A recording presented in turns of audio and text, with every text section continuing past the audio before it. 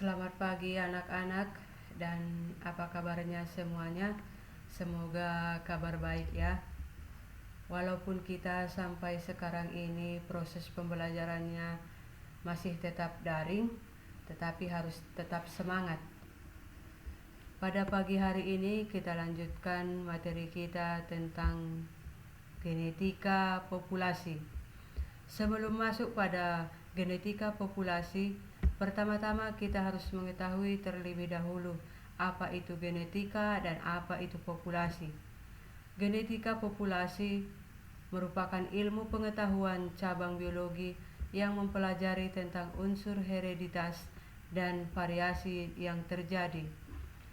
Sedangkan populasi merupakan suatu kelompok individu sejenis yang hidup pada suatu daerah tertentu.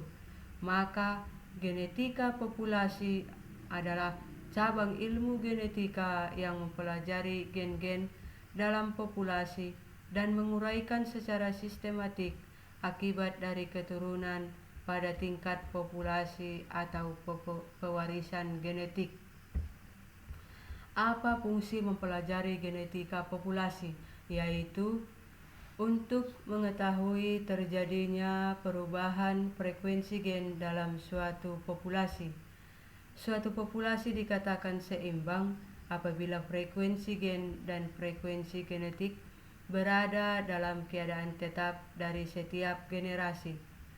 Genetika populasi berusaha untuk menjelaskan implikasi yang terjadi terhadap bahan genetik akibat saling kawin yang terjadi di dalam satu atau lebih populasi. Kemudian kita masuk pada populasi Mendelian. Populasi Mendelian sekelompok individu suatu spesies yang berreproduksi secara seksual, hidup di tempat tertentu pada saat yang sama, dan di antara mereka terjadi perkawinan, sehingga masing-masing memberikan kontribusi genetik ke dalam lengkang gen atau disebut dengan gen pool. Gen pool itu merupakan sekumpulan informasi genetik yang dibawa oleh semua individu dalam populasi.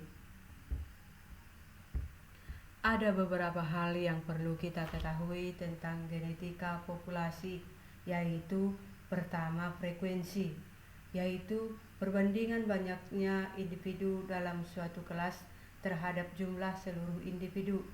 Yang kedua, frekuensi genotip merupakan proporsi atau persentase genotip tertentu di dalam suatu populasi yang tergolong ke dalam genotip tertentu.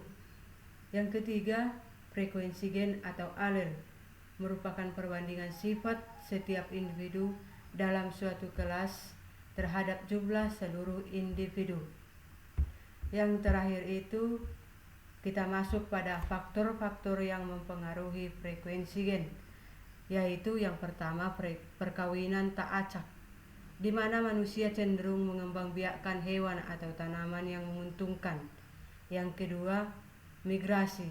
Individu yang meninggalkan populasi akan membawa alel keluar, menyebabkan migrasi suatu populasi bertambah. Faktor yang ketiga itu seleksi alam, di mana organisme yang dapat menyesuaikan diri dengan lingkungan baru dan mampu mempertahankan kelangsungan hidup. Sedangkan organisme yang tidak dapat menyesuaikan diri akan mati atau punah. Faktor yang terakhir itu yaitu mutasi, di mana perubahan genetik yang bersifat menurun yang terjadi dalam setiap organisme dengan adanya variasi hereditas.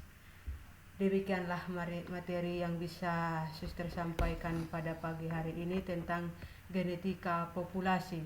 Semoga materi yang saya sampaikan ini bermakna atau bisa dicerna oleh anak-anak didik kami.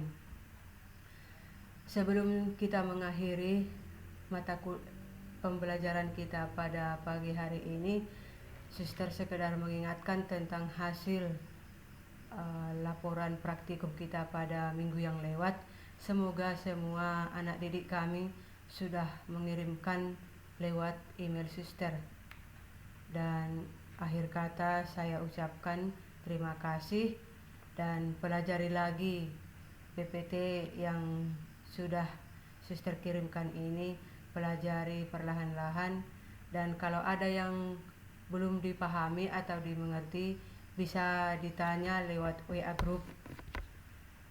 Akhir kata saya ucapkan terima kasih dan tetap jaga kesehatan. Salam sehat.